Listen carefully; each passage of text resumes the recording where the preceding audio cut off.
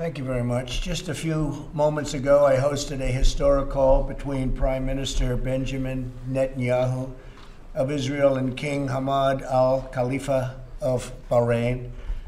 Both leaders expressed their condolences as well to the American people on this very, very tragic, horrible event that took place on September 11th. And they very much meant it. I want to thank them for that.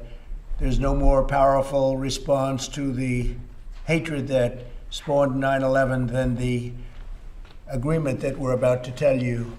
You will hear something today that's, I think, very, very important for not only the Middle East, but for the world. In the spirit of peace and cooperation, both leaders also agreed that Bahrain will fully normalize its diplomatic relations with Israel. They will exchange embassies and ambassadors, begin direct flights between their countries, and launch cooperation initiatives across a broad range of sectors, including health, business, technology, education, security, and agriculture. This is a truly historic day. There had been 2 peace agreements with Israel in the last 72 years. This is now the 2nd peace agreement that we've announced in the last month. And I am very hopeful that there will be more to follow. I can tell you there's tremendous enthusiasm on behalf of other countries to also join. And we think ultimately you'll have most countries join, and you're going to have the Palestinians in a very good position. They want to come in. They're going to want to come in because all of their friends are in. But we have tremendous enthusiasm for coming into the deal. I want to thank the group of very talented people behind me, and you're going to be hearing from them in a second. But it's just a very historic day, a very important day, and so interesting that it's on 9/11. It's such a great time. We didn't know this was going to happen in terms of the timing, but it did happen, and we're very honored by it. When I took office, the Middle East was in a state of absolute chaos. I've restored trust with our regional partners, and together we've eliminated the ISIS caliphate 100%, isolated the radicals who pervert Islam and sow instability. Today, nations across the region and throughout the world are joining together, united in their determination to build a better future, free from the evils which perpetuate terror. And I think you see that. I think you see that happening very, very strongly. I also spoke with King Salman of Saudi Arabia, and we talked about this, and he's a great gentleman, and what they've done in terms of fighting terror is a much different ball game than it was before we attained this office. The fact is that Saudi Arabia was doing things that they're not doing anymore, and so are other countries and neighbors. They are doing things that they just would never have done. Their levels and their all of the things, all of the many elements of fighting and hate, they seem to be evaporating, and we'll find out very soon, but they seem to be evaporating. So things are happening in the Middle East that nobody thought was even possible to think about, and that's what's going on right now. Bahrain has agreed to join Israel and the United Arab Emirates and by the way, I want to thank Mohammed, who is a great leader, a truly great leader, at the White House on Tuesday. So they'll be here on Tuesday for the signing of the Abraham Accords. The significance of the signing will be elevated from an already historic breakthrough to one representing a previously unthinkable regional transformation. And that's exactly what it is. It's unthinkable that this could happen and so fast. And as you know, when we did the original signing which will actually take place in terms of official on Tuesday, United Arab Emirates, people thought that was amazing. And now they're hearing this, and they're also hearing from other countries because they understand that other countries want to very much come in. On this occasion, I want to thank the leaders of Israel and Bahrain for their vision and courage to forge this historic agreement. Their leadership is proving that the future can be filled with hope and does not need to be predetermined by conflicts of the past. You know all about the conflicts of the past. They're very legendary. There was a lot of problems going on, but we've been able to work things out to a level that nobody thought possible. This is really something very special, very, very special. As more countries normalize relations with Israel, which will happen quite quickly, we believe, the region will become more and more stable, secure, and prosperous. In the meantime, we're pulling most of our soldiers out. So we're doing it the opposite way. They were doing it with nothing but fighting and blood all over the place. The sand was loaded up with blood. And now you're going to see that a lot of that sand is going to be loaded up with peace. The United States will continue to stand with the people of the region and work with them and build a brighter and much more hopeful future. So we're very proud of this, and as time goes by, I think you'll see more and more why. I think most of you realize how important it is. Even the New York Times was very generous in their praise of the original deal, and they never thought, I think nobody thought this was going to happen so quickly after the first. But they'll both be here on Tuesday. They're going to be signing. Benjamin Netanyahu will be here. Prime Minister will be here, Israel, and we look forward to that. Just on this deal, because of the importance of the deal, we'll take some questions. But first, I'd like to ask Jared to say a few words and Mike Pence to say a few words and some of the folks. David, I'd like you to say something about it because it's so historic and these people have worked so hard and so long on it. This is really the culmination of a long period of time. Let's put it that way. I don't want to say how long, but it's a long period of time. It's a great thing. Jared, please. Thank you, Mr. President. And first, I want to thank you for your leadership on this issue. Your first foreign trip was to Saudi Arabia, where you outlined a vision for the region. And all of the promises you made on that trip and all of the things that you foreshadowed have occurred. It's been a strategy that you've stuck with, and I want to thank you for giving me the trust and confidence that you've given me in order to work on this file over the last years, and I think the results that we've achieved has been beyond anyone's expectations, and I believe that there's even more to come. I just returned from the region last week. I was in the Middle East where I took the first commercial flight that's ever flown from Israel to the United Arab Emirates. That flight flew over Saudi Arabian airspace. It was the first time in 72 years that Saudi Arabia has now waived their airspace to allow commercial flights to fly from Israel back and forth. Bahrain then did the same thing. The United Arab Emirates waived a 48-year boycott on Israel, which was an incredible development. And there are now delegations moving throughout the Middle East, figuring out how to bring the people closer together. What President Trump has done here is unthinkable. He's brought people in the Middle East together. There's been these barriers that have existed that have led to so much instability, so much war, so much loss, so much hopelessness.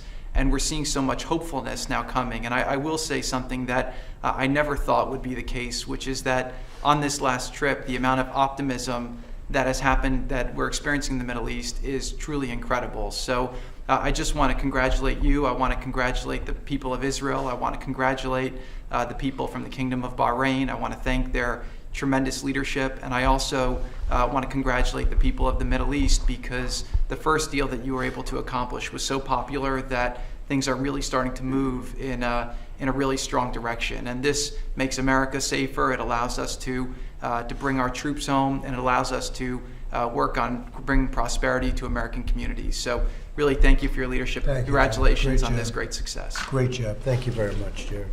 Mike, please. Mr. President, I can think of no more fitting tribute to the heroes that were forged on this day 19 years ago,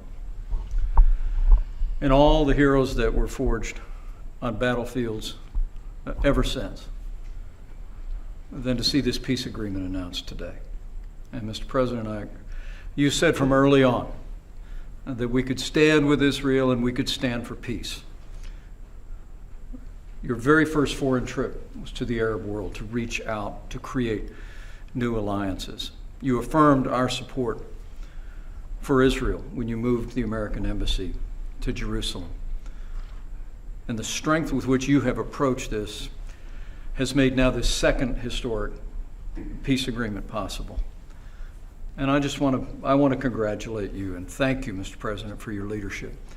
I also want to thank the people of the Kingdom of Bahrain and the people of Israel for finding a way forward to begin to take one more step toward peace in the Middle East, and to know that in this president and in the American people, they will have an ally with us. The good book says, blessed are the peacemakers. And Mr. President, I just want to congratulate you. I want to congratulate Prime Minister Netanyahu and King Hamad of Bahrain on bringing peace between their nations and widening the reach of peace in the world. Congratulations. Thank you very much, Mike. Great.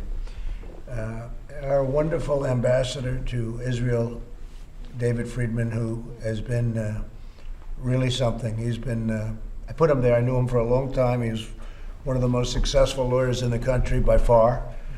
And at least based on his paycheck, I can tell you that. And he's a great lawyer, he's a great talent, and a great deal maker. And I put him there for a reason. I put him there to get it done. I said, just don't be a regular ambassador like so many are. Just get it done. See if you can bring peace to the Middle East. David, please. Thank you, Mr. President, and I will always be indebted to you for giving me that honor. It's one that I hold extremely dear. Well, as you know, Mr. President, people have thought about the Middle East for the past 100 years or more as a place of violence, of hopelessness, of suffering, of war. What we're seeing real time in this room today and last month, we're seeing the paradigm of the Middle East completely change. The world is turning in a very positive way, and it's all because, if I may say, because of the policy that you began in May of 2017 of trusting our allies, of empowering our allies, and in my case, of course, of being the greatest friend that Israel has ever had, of putting people on the job who share those values and convictions. And the fruit is now being born in this incredible peace agreement. Your policy of peace through strength has changed the world profoundly for the better.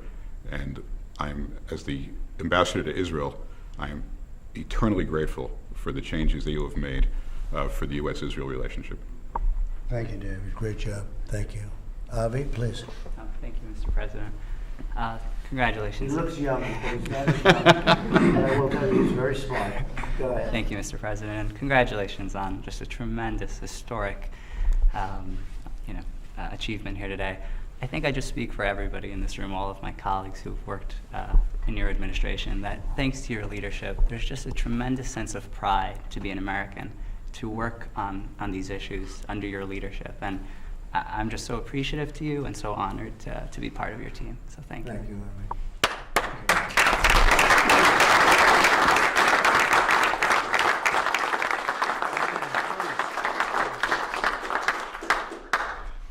Mr. President, I think historians will look back on these two peace agreements as the beginning of the end of the Arab-Israeli conflict.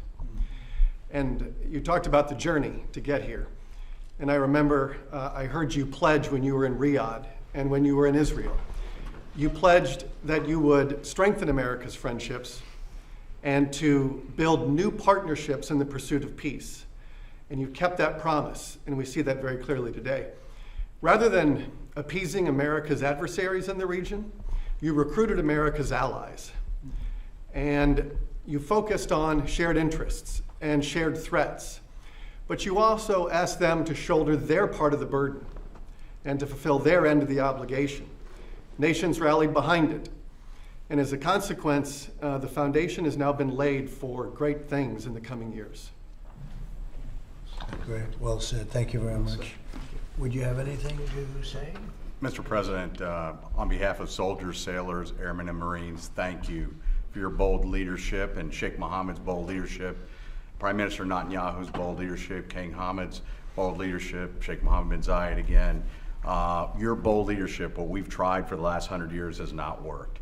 I think it's very fitting that on September 11th, we honor those special operators that we've buried and lost with peace. And this is a way to beat terrorism at the end of the day. So we're honored and privileged, and thank you for your leadership. Well, they had a lot of bad thinking, a lot of bad concepts, a lot of things that I never thought were going to work. These were the ones that we were relying on to make the deals, and they wasted 35 years. They wasted many, many years. And they're the ones that have been critical of us, and look what's happening. Now they're all of a sudden saying, I think they made a mistake. They're all saying that about themselves. So I just want to thank this group in particular for staying here and helping us out and doing things that nobody thought could have happened. And under the old concepts of national defense or whatever category you want to put it under, that wasn't working and it was never going to work. And we changed things around very drastically, and then we started to negotiate. And the good news, and I look at David because you know it, you see it, you hear it. The good news is we have many other countries now in the Middle East that want to be in this, and that means peace, because they're tired of fighting. You know, they can fight, and they're all great fighters, and they're warriors. But even great warriors get tired of fighting, and they're tired of fighting. And I can see things positively happening with Iran ultimately. I think that can all work out very well, and I think that so many great things are going to happen. And then we can also discuss the Palestinians. I think the Palestinians are going to end up doing something that's going to be very smart for them. And all their friends are coming into this, and they want to come into it. They want to come into it very badly, and I can see a lot of good things happening with respect to the Palestinians, which would be really wonderful, whether you were on their side or not on the side. People want to see it all brought to an end, and brought to an end quickly. So that's going to be very important. But this is a very historic day. Would anybody else like to say anything? Please, go, please. Mr. President, I just want to thank you and Ambassador O'Brien for giving me the opportunity to serve on the National Security Council staff and be part of something historic and be part of a team. Avi and Jared are tremendous leaders, and the opportunity to work with them to do something important has been the highlight of my life. And thank you for letting me do that, sir. And you've been doing this for a long time. You never saw anything like this, right? We take a little bit of a different approach. Yes, sir. Anybody? Please, come on, my friend. Mr. President, 19 years ago today, my father and I almost got caught in the crosshairs of that first jet that hit the Twin Towers. That event changed the course of my life. It led me to become a United States Marine, which led to other things that brought me through a strange path here. And I want to thank you for the leadership you've shown. Walter Russell Mead recently wrote, he was quoting Churchill, who once said he got a bowl of pudding. He said, "Take it away, it has no theme." There's now a theme emerging in the Middle East, and it is the theme of what is possible from peace through strength, from not appeasing our enemies and holding our allies and friends close. So congratulations, sir. Thank you very much. And this is a very, very big day. Very, very big day. Would you like to say something? Yes, sir. Like Matt and many others, 19 years ago, within a month of the attacks in 9/11, I and others were conducting operations in Afghanistan. As General Correa pointed out, it's a privilege to be in different historic circumstances today, to be part of a tremendous team with an outstanding leadership. All of it possible, sir, because of your vision, because of your leadership and the relationships of everyone in this room. It's an enormous opportunity. It's something that no one can imagine, but it's an enormous privilege, and I'll always be grateful for it. So congratulations to you, sir, and thank you to you and everyone else here.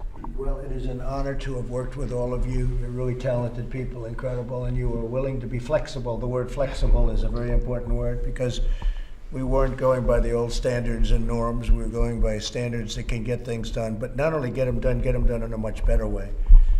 And this is just the beginning. A lot of things are happening, and they're happening very quickly. People want to be involved, and they want to be involved. For the first time, I think some of you have told me the first time ever that you've ever seen anything like this, where they're rushing into an agreement. They want to be involved.